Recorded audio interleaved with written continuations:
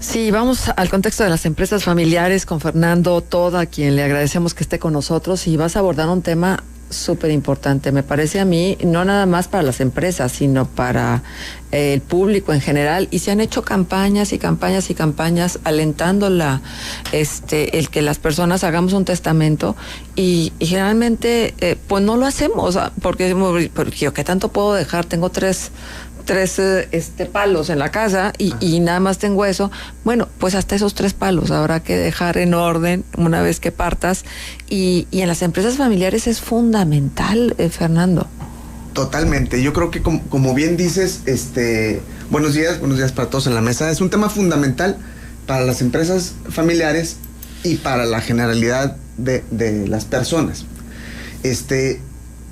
Hace unos días ya se inició formalmente la campaña de este año del mes del testamento, un tema que tiene muy buena prensa, todo el mundo lo acoge muy bien, todo el mundo lo recibimos con agrado y con simpatía, porque pues, los notarios colaboramos con el público en general, damos un descuento sustancial en la elaboración de los testamentos. Perdón, pero nada más una aclaración, sí. ¿Es agosto o es septiembre? Fíjate que tiene tan buena prensa que se ha alargado la campaña. ¿Sí? Este año el anuncio se dio en agosto. En años pasados el gobierno del estado nos ha pedido que lo continuemos hasta diciembre. O sea, realmente por la necesidad que hay de los testamentos. Yo aquí soy un poquito contreras y esto se los tengo que platicar. A mí el tema de la campaña del mes del testamento me da un poquito de repelús, porque siento que simplificamos todo a hacer el testamento y ya nos quitamos de broncas y ya con permiso vamos a morirnos todos en paz. No, tenemos todo el derecho, pero lamentablemente lamentablemente el tema no siempre es tan simple, ¿sí? Porque la campaña nos dice y nos anuncia y nos machaca desde hace ya casi una década: haz tu testamento y no heredes problemas, no dejes broncas, hereda más que los pelos chinos a tu familia, porque el año pasado una campaña así. Pero yo he sostenido en lo público y en lo privado que el testamento, y por favor, nuestros amigos de Gobernación y de Secretaría de Gobierno, apaguen las grabadoras un poquito. El testamento está sobrevalorado en muchas ocasiones. Sirve, no voy a decir que no, pero tenemos que atender caso por caso, porque en la práctica nos sucede mucho que en la notaría llega una persona que quiere vender un terreno y dice: yo soy dueño de este terreno, y le digo: a ver, préstame las escrituras, y me muestra por escrituras el testamento, ¿sí? Le digo: no, compadre, este documento es un testamento que, para empezar, no sabemos si fue el último que se hizo, ¿sí? No sabemos si el testador, en este caso, vendió posteriormente el inmueble, porque esta es otra particularidad. El testamento no grava, no transmite la propiedad y obliga a los sucesores a iniciar un juicio sucesorio testamentario. Así como hay un juicio sucesorio intestamentario cuando no están testados. La persona fallece sin testamento. Cuando hay un testamento, forzosamente requerimos un juicio sucesorio testamentario, y es prácticamente igual, nada más que estipulamos de manera más clara a quién queremos dejar los bienes, ¿sí? Pero el testamento por sí solo no transmite la propiedad, ni siquiera lo grava. Quien hace un testamento puede hacer su testamento el día de hoy y mañana ir a otra notaría y vender, o a la misma notaría y vender la casa que dejó testada. O sea, no lo obliga a no venderlo, ¿sí? Pero no tendría que recomponer el testamento una vez que haga este trámite. Legalmente no hay alguna obligación. No tiene ninguna obligación legal de cambiar el testamento. Más aún, ahorita vamos a platicar del tema de los fideicomisos con cláusula testamentaria. Puedes tener tu testamento y un fideicomiso que diga totalmente lo contrario, y el fideicomiso manda sobre el testamento. Uh-huh. Entonces, sí hay muchas cuestiones que la campaña del mes del testamento, y por eso digo que es muy positiva y todo, pero confunde mucho a la gente, porque creen que ya teniendo el testamento yo ya soy dueño de la casa y ya me despreocupo en general de todo. Pues no. Y no es cierto. Requerimos, posteriormente al fallecimiento, iniciar un juicio sucesorio Este juicio implica que se investigue que no haya un testamento posterior. Exactamente, implica que no haya un testamento posterior, que las formalidades con las que se otorgó el testamento sean correctas y sean válidas, que nadie lo impugne, que nadie se inconforme. No haya vendido nada. Que no haya vendido de lo nada, que testó. sí, hay que hacer el inventario, a ver, de lo que testamos, con qué terminamos, porque puede haber más. Así como puede haber menos, puede haber más. ¿Sí? O sea, si yo hago hoy mi testamento y dentro de 20 años ya tengo una casa, entonces esta casa nueva no estaba en el testamento, pero atendemos a los porcentajes en los cuales yo señalé quiénes serían mis sucesores. ¿Se me explica? Entonces, otro caso, los famosos testamentos cruzados, donde el esposo y la esposa dicen, si yo me muero todo es tuyo, si tú te mueres todo es mío. Y en la práctica nos pasa exactamente lo mismo. Al final llegan los sucesores, no, pues es que nuestros papás tenían este testamento y pues en caso de faltar los dos, yo era el dueño. Igual, hay que hacer 2 juicios sucesorios. El del papá, y si ya la mamá no está en vida tampoco, también el de la mamá. ¿Y eso cuesta? Sí, ¿verdad? Eso cuesta. Entonces, Y ándale que no puedes vender nada para poder pagar eso porque tampoco lo tienes en tu poder. Entonces nos complicamos. ¿Qué soluciones hay? Primero, el testamento, no quiero decir que sea malo, es bueno, es positivo tener un testamento. Es necesario. Claro, es necesario. Te da una orden. Pues Pero también hay que analizar caso por caso, porque a lo mejor podemos salvar todas estas cosas. Pasa mucho. La mayoría de los testamentos es una persona, sobre todo en esta temporada del mes del testamento, la persona que tiene una casa y se la quiere dejar a sus hijos o a alguno de sus hijos. ¿Por qué no pensamos en hacer una donación en vida, reservándonos el usufructo vitalicio? ¿Esto qué quiere decir? Claro. Yo le quiero donar la casa a mi hijo, a mi hija o a ambos, ¿sí? Entonces voy con el notario, hago una donación y me reservo el usufructo vitalicio. O sea, tú puedes utilizar la casa hasta que te mueras. Hasta que te mueras, tú vives ahí, nadie te puede sacar. Porque también esto es algo que los clientes se preocupan, dicen, híjole, si mi hijo me saca. Pero es una recomendación que los mismos notarios dicen, no les heredes en vida.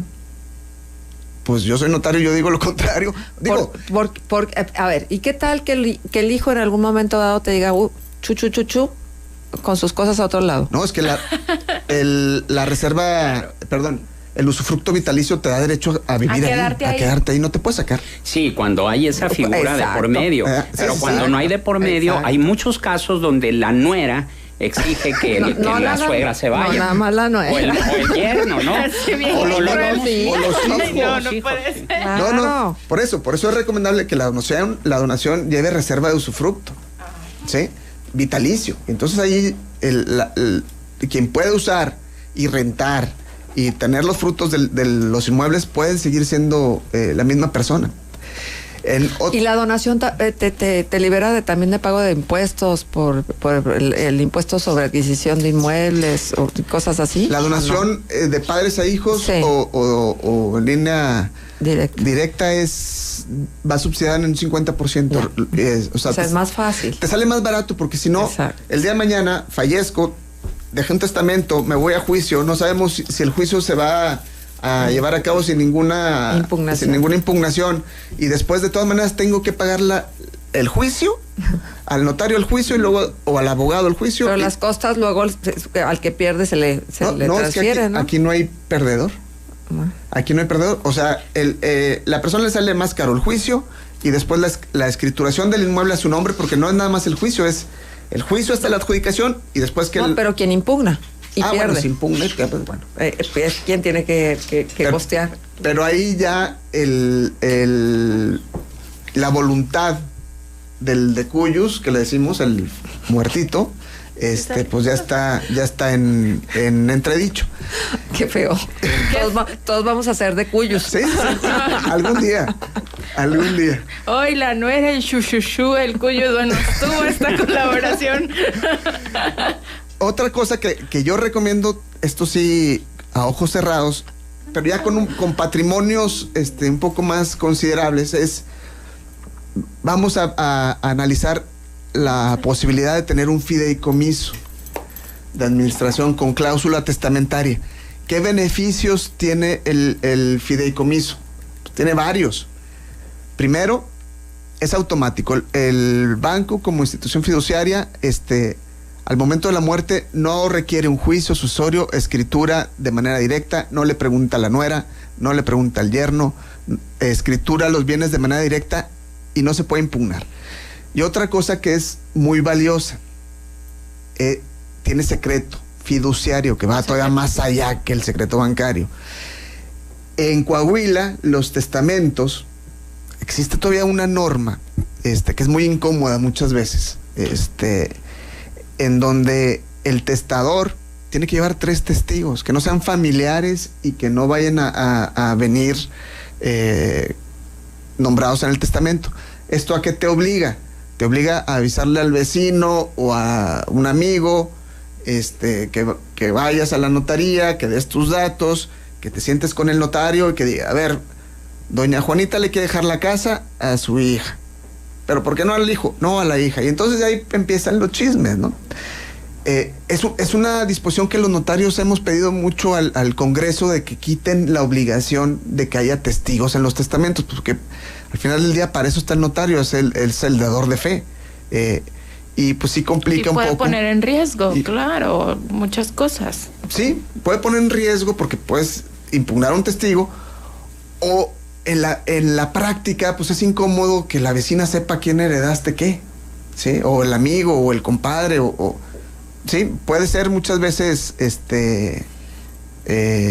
pues tema sensible para quien quiere testar. ¿Y es obligatorio? Es obligatorio. ¿Testigo? Es obligatorio, 3 testigos. Los testigos. Pero puede ser que el testigo no necesariamente conozca las particularidades del testamento, sino que te ofrezca tu firma. No, hay que leerlo. Sí, No, tiene si que es leer. testigo. Sí, hay que leer. No, es que puede ser que alguien de muy buena voluntad te diga, yo confío plenamente en ti, yo no necesito ni siquiera leer nada, porque finalmente es un testamento, no es otra cosa. Sí, pues es un testamento, pero el testigo tiene que estar enterado. De hecho, se ponen sus generales, su CURP, su por supuesto que está enterado que es testigo porque tiene que ir a firmar a la notaría. Pero el acto del testamento, como es solemne, se tiene que sentar todo el mundo y el notario tiene que leer el testamento en presencia de todo el mundo. Y entonces se firma. Es una lectura en voz alta. Se pone huella digital y todo. O sea, ya ese mismo hecho, pues le da un punto al fideicomiso, obviamente en patrimonios pues ya más considerables, ¿no? ¿El hijo puede ir en vida del padre con el notario para que le enseñen el testamento? No. ¿Hay secreto ahí? ¿Hay secrecía? Hay secrecía. Correcto. Hay un secrecía en el protocolo. No se puede mostrar la última voluntad del testador a nadie más que a él, que es a quien se le expide la escritura, y pues la guarda y la administra como quiera. Obviamente hay cuestiones de la práctica en donde pues a lo mejor hay confianza, o a lo mejor pues todo el mundo sabe, pero me ha pasado cuestiones en donde, por ejemplo, una vez fui a levantar un testamento al Seguro Social de una persona que estaba muy enferma, y estaban en estos cuartos que se separan por una cortinita, y había gente en los otros lados y estaban los hijos afuera. Y entonces la persona decidió no hablar conmigo, entonces no se pudo levantar su testamento, justamente por el tema de que a lo mejor no quería... Cualquiera podía oír. Cualquiera podía oír, y estaba en esa situación tan complicada, y el tema de la secrecía es algo que se valora mucho. Entonces, por eso en el Colegio de Notarios hemos sido muy insistentes a que los diputados del Congreso de Coahuila nos ayuden a eliminar la obligación de que haya testigos en los testamentos. Pues sí. Sí. Creo que sería muy importante, ya que estamos en esto del testamento, que nos platiques la figura de los albaceas. El albacea, bueno, se tienen que nombrar 2 albaceas, el titular y el suplente, en todos los testamentos. Y el albacea, yo lo equiparo a un gerente. Es el que se encarga de administrar las deudas, los pasivos, las obligaciones que tiene el decuyus, testador. el testador, y a su vez tiene poderes de administración, de dominio, tal, para operar y asegurarse de que la voluntad del testador se cumpla. Esto es quien firma las escrituras, quien firma las adjudicaciones, es quien paga las deudas, es quien administra la masa hereditaria. ¿Y nadie vigila al albacea? Sí, claro, tiene responsabilidad sobre todos los demás herederos. Sí, pero responsable. Las decisiones del albacea no pueden ser cuestionadas por los herederos. No, pero sin embargo tiene que, digamos, rendirles cuentas. No puede hacer lo que él quiera si no está estipulado exactamente, porque si no, sí tiene obligación de carácter civil. Ajá, ¿y es de buena voluntad? Finalmente es trabajo, ¿no? Es de buena voluntad, a menos que se estipule lo contrario, pero puede renunciarse, puedo no aceptarlo. ¿Sí me explico? Puedo no aceptar el cargo y por eso se nombra un suplente. ¿Y qué pasa si los dos suplentes renuncian? Si el titular y el suplente renuncian. Pues de común acuerdo se tiene que nombrar otro, de común acuerdo con los herederos. Pero la persona ya murió y entonces serán los herederos los que nombren al albacea. Exactamente. Jaime Torres se comunica y pregunta, si el testamento a final de cuentas no sería la última voluntad, mi pregunta es, ¿para qué sirve? Y la otra, ¿por qué no hacer un juicio testamentario en vida y se ahorra uno lo del testamento? El testamento, por eso es importantísimo tenerlo y a lo mejor actualizarlo cada determinado tiempo. Si dentro de 5 años adquiero un inmueble que no lo tenía contemplado y se lo quiero dejar a lo mejor como legado a alguien más, pues revocamos el testamento anterior y hacemos uno nuevo. Juicios testamentarios en vida, pues no existe esa figura, pero lo que podemos hacer es lo que platicamos, una donación en vida de algunas cuestiones o donación con reserva de usufructo o algún otro mecanismo que podamos atender. Sí, ya me acordé cuando te decía que esto de poner a nombre de hacer una donación no necesariamente era lo que yo quería expresar. Es que ya me acordé que lo que te recomiendan los notarios es que no pongas tu casa a nombre de los hijos. Uh-huh. Sí, que es bien diferente, o sea, que la escritura no salga a nombre de los hijos, sino que luego, primero salga tu nombre y luego ya harás la donación. Porque también están sobrevalorados. Porque luego no importa que no hayas decuyido. Porque también están muy sobrevalorados actualmente. Sí, bueno, esa sí es una recomendación, digamos, sensata y prudente, ¿no? Hay más comentarios del auditorio. Enrique Veloz dice, por favor, salúdenme al licenciado Fernando Todd, de parte de Enrique Veloz, viejo compañero de la Asamblea Pública. Es lo que dice Enrique Veloz. Claro, saludos, Enrique. Bueno, pues creo que nos falta tiempo y luego ya no hablamos en el caso de las empresas. ¿Cómo se heredan las empresas? ¿Hay figuras particulares, por ejemplo, cuando se trata de una empresa con accionistas y tal? Bueno, ¿se heredan las acciones? Las acciones son susceptibles a heredarse. También hay que revisar la situación patrimonial de tanto las acciones, los estatutos. Hay que ver qué escenarios prevé, cómo se pueden heredar las acciones, las partes sociales o los certificados de participación, según sea el caso. Y es muy importante que en vida revisemos cuál es el estatus que guardan tanto las escrituras como las acciones, como cualquier título de valor que se tenga, porque a la hora de un juicio sucesorio es muy común que un error en el nombre, en lugar de María diga Ma, o un punto de más o un punto menos, empiezan a complicar todas estas cuestiones, ¿no? Uh-huh. Sí. Muy bien, Fernando, pues muchísimas gracias por tu presencia. ¿Nos dejas punto de contacto? Claro que sí, estoy en la página ftr.mx. Bueno, pues muchísimas gracias. Bueno, esto de cuyo ha despertado una cantidad de comentarios. Pues dice Juanito, por eso antes de decuyir hay que hacer el testamento. Está bien. Muchas gracias, muchas gracias. Las 9:07, 23 grados centígrados. Y tenemos más comentarios del auditorio. Bueno, ya nos dice, se vuelve a comunicar por WhatsApp Enrique Veloz, que Fernando Todd dé algún teléfono para localizarlo. Bueno, ya diste el punto de contacto. Sí, claro. Enrique, mi teléfono es 871-727-4219. Buen día, con toda razón los choferes de taxi se enojan en ocasiones con los pasajeros porque la gente muchas veces quiere pagar lo que le da la gana, dice Juan Esquivel. Gerardo Hernández dice, así como le han dado oportunidad a los de Uber de presentar el servicio de taxi, también que dejen trabajar a los cinqueros. Soy chofer de un taxi, recibo gritos y además que el pasaje quiera pagar lo que le da la gana. Donde pongo mi queja, señor Marco Mora Varela, siempre protegiendo y apapachando al pasajero y al chofer, quien lo protege de las agresiones de la gente, es lo que dice Gerardo Hernández. Igualmente, María Hernández dice, si usted viene de otro, pregunta María Hernández, si usted viene de otro estado, ¿puede hacer el testamento en esta ciudad? Y si es mejor esa cesión a los hijos en lugar del testamento. Sí, se puede celebrar el testamento en cualquier estado de la República Mexicana. Hay un registro nacional de testamentos a donde lo reportamos. Gracias. Volvemos. Gracias.